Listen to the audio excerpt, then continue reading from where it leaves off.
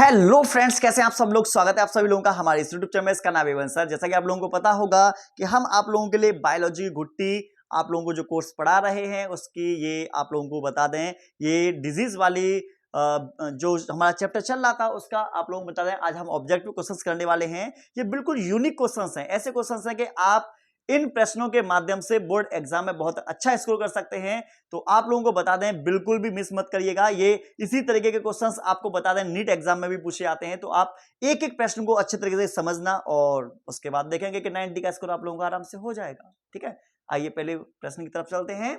Malignant tumour में कोशिकाएं गुणन करती हैं। आप लोगों को बता दें, बहुत से बच्चों को तो यह प्रश्न ही समझ में नहीं आएगा भाई। अगर आप ज्यादा इंटेलिजेंट अभी आपको समझ रहे हो तो प्रश्न को पढ़कर इसका आंसर हमें बता सकते हैं। तेजी से बढ़ती हैं तथा शरीर के अन्य भागों तक पहुंचकर नए ट्यूमर बनाती हैं। ये रोग की यह अवस्था कहलाती है। मोस्ट इंपोर्टेंट है। और इसका आपको आंसर बताने से पहले बता दूं, इसका जो संबंध है कैंसर से संबंधित है, क्योंकि यहां पर मैंने ट्यूमर शब्द का इस्तेमाल किया है। ट्यूमर मतलब गांठों से होता है। ठीक है, तो आपको बता दें ये कैंसर की सेकंड स्टेज होती है और इसको हम मेटास्टेसिस बोलते हैं। क्या बोलेंगे? मेटास्टेसिस बोलेंगे। तो इसका जो पहले का जो आंसर होगा वो सी आएगा। ठीक है, आइए नेक्स्ट बढ़ते हैं। निद्रा रोग किस जंतु से होता है? ये बहुत पेपर में आ चुका है कि कोई व्यक्ति सो रहा है, पता कौन सा जंतु उसके अंदर घुस चुका है, उस जंतु का नाम बताऊंगा। जो सोने वाले व्यक्ति हैं वो अपना नाम देख लो। देखो, पहला फाइलेरिया। फाइलेरिया को सूत्रकृमि बोलते हैं और फाइलेरिया से पैर हाथी जैसा हो जाता है, इसलिए इसको हाथी पांव बोलते हैं। तो इसका आंसर ये तो नहीं है। दूसरा है, सॉरी, ये वाला है एंट अमीबा हिस्टोलिटिका। याद रखना, एंट अमीबा हिस्टोलिटिका के माध्यम से पेट में पेचिस हो जाती है, जिसको हम मरोड़ या आम बोल देते हैं। ठीक है, ये आम वो वाला नहीं है चूसने वाला, जो मैंगो वाला आम, वो वाला आम मत समझना। अगला है ये वाला लीशमानिया डोनोवनी बोलते हैं, इससे काला जार होता है। बस में नहीं, इसको डमडम बुखार भी कहा जाता है, शायद आपको ना पता हो। और निंद्रा रोग जो होता है वो होता है ट्रिप्नोसोमा से। किससे होगा? ट्रिप्नोसोमा से। तो निंद्रा रोग का जो आंसर आएगा वो आएगा बी। ठीक है, आइए आगे बढ़ते हैं। अगले नंबर का प्रश्न है जो ऑलरेडी मैं इससे पहले जो वीडियो बनाई थी उसमें मैं आप लोगों को बता चुका हूं। यक्ष्मा को ही हम क्षय बोलते हैं, क्षय को ही हम टीबी बोलते हैं। तो इसके टीके का आपको नाम बताना होगा। तो क्या है देख लेते हैं। देखो, OPV, oral polio virus. Oral polio virus आपको ये लग रहा है क्या? ना जी ना, ओरल पोलियो वैक्सीन है ये, जो 2 बूंद जिंदगी की पिलाई जाती है। ठीक है, 0 से लेकर 5 साल तक के बच्चे को। डीपीटी ये 3 बीमारियों को दूर करता है, डिफ्थीरिया, पर्ट्यूटियस और टिटनेस। 3 बीमारियों में ये दिया जाता है। अगला है बीसीजी। तो बीसीजी का जो टीका होता है वो टीबी में लगाया जाता है। तो इसका आंसर जो आएगा वो आएगा सी, बीसीजी का टीका टीबी में लगाते हैं। आगे, निम्न में से कौन सा रिंगवर्म, जान रहे हो, निम्न में से कौन सा रिंगवर्म का रोगजनक नहीं है? कभी भी आप ऑप्शन वाले क्वेश्चंस करें, ऑब्जेक्टिव क्वेश्चंस करें, तो आपको निम्न में से कौन सा रिंगवर्म, रिंगवर्म का मतलब पता क्या होता है? यहां पर 2 लॉजिक लगे, बताता हूं मैं अभी, सुनिएगा ध्यान से। रिंगवर्म जो होता है इसको हम दाद बोलते हैं और दाद को इंग्लिश में रिंगवर्म बोलते हैं और इंग्लिश को उसने हिंदी में लिख कर दिया है। पहला लॉजिक ये लगा। दूसरे नंबर का, रिंगवर्म का रोगजनक नहीं है।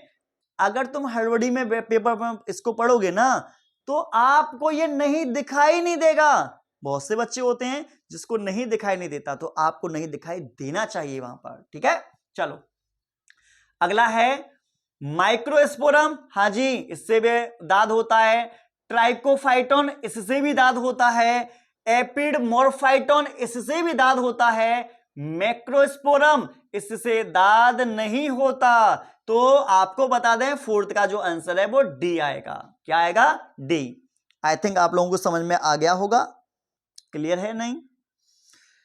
अगला देखो, विषाणुओं। विषाणु का मतलब वायरस।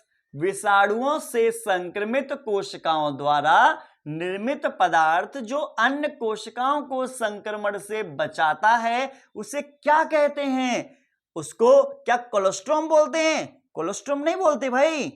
जब महिला, ध्यान से सुनिएगा, जब महिला प्रेग्नेंट होती है तो शुरुआत में जो पीला गाढ़ा दूध निकलता है ना, उसमें काफी पोषक तत्व होते हैं, उसी को कहा जाता है कोलोस्ट्रम। ठीक है। दूसरे नंबर पर निकोटीन। जो लोग ऐसे हैं जो तंबाकू खाते हैं, तानसेन खाते हैं, पीली गोल्डमोर खाते हैं, या फिर और भी विभिन्न प्रकार के बिमल वगैरह खाते हैं, आपको उनकी जो पत्ती है उसकी पत्ती के अंदर निकोटीन पाया जाता है। समझ में आ गया होगा। आपको बता दें, हाँ ये बी ऑप्शन रह गया था, तो ये है इंटरफेरोन। तो इंटरफेरोन एक विशेष प्रकार की प्रोटीन होती है जो कोशिका को प्रेरित करती है विषाणु से लड़ने के लिए। ठीक है ना। आपको एक बता दें, शायद आप लोगों को ना पता हो, इसकी खोज एक आइसेक्स नामक एक वैज्ञानिक था, उसने की थी। वो विदेश का वैज्ञानिक था, इंडिया का होता तो समझ गए ना, नाम ही इतने खतरनाक है। आइए, यहां तो मैं दिखाई दे रहा होगा A1 sir YouTube channel bio teacher. आपको पता होगा मैं बायो पढ़ा रहा हूं, बायोलॉजी टीचर हूं। A1 सर आपको यूट्यूब चैनल पर सर्च करना है, आपको बहुत सारी आपको वीडियो मिल जाएंगी, चाहे स्टडी से रिलेटेड हो, आपकी कोई भी समस्या हो, चाहे मोटिवेशन से रिलेटेड हो, आप चाहे सैंपल पेपर हो, चाहे शॉर्ट नोट्स हो, हर एक चीज आप लोगों को मिल जाएगी।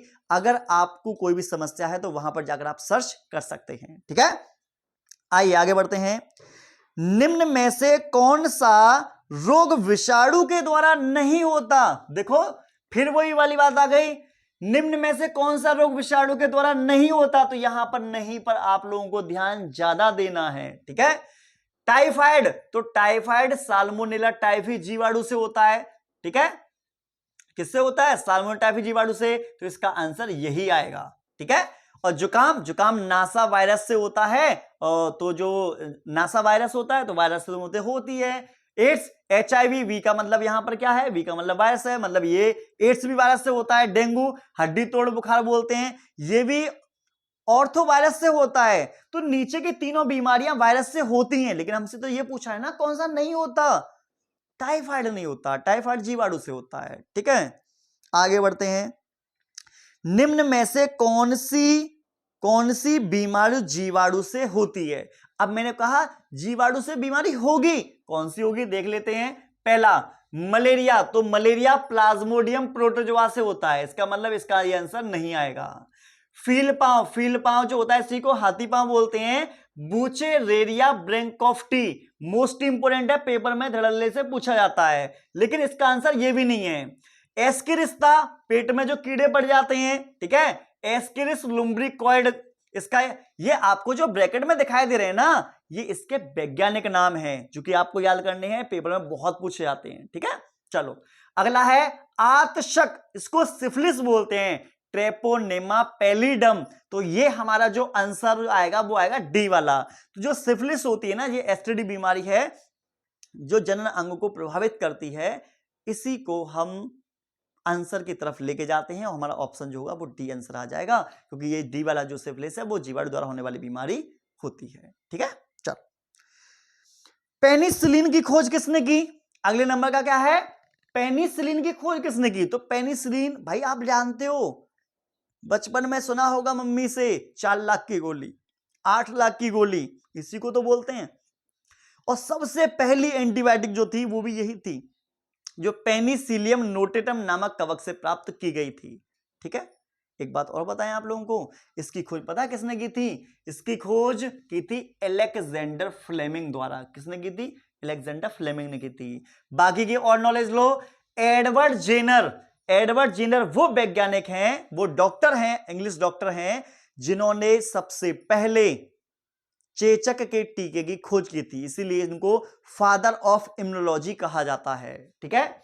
लुई पाश्चर, जो तुम कुत्ते से काटे हुए व्यक्ति को जो टीका लगाते हो ना, वो लुई पाश्चर द्वारा दिया गया था। और दूध का पाश्चरीकरण भी इन्होंने करवाया था। हम पैकेट वाला दूध पीते हैं ना, उस पैकेट वाले दूध को पहले गर्म करते हैं, फिर ठंडा करके पैकेट में रखकर बेचते हैं। ये जो सिद्धांत दिया था दूध का पाश्चरीकरण करना, ये लुई पाश्चर द्वारा दिया गया था। ठीक है। एंटोनी वॉन लीवेनहॉग, ये तो भाई बड़ा महान वैज्ञानिक थे।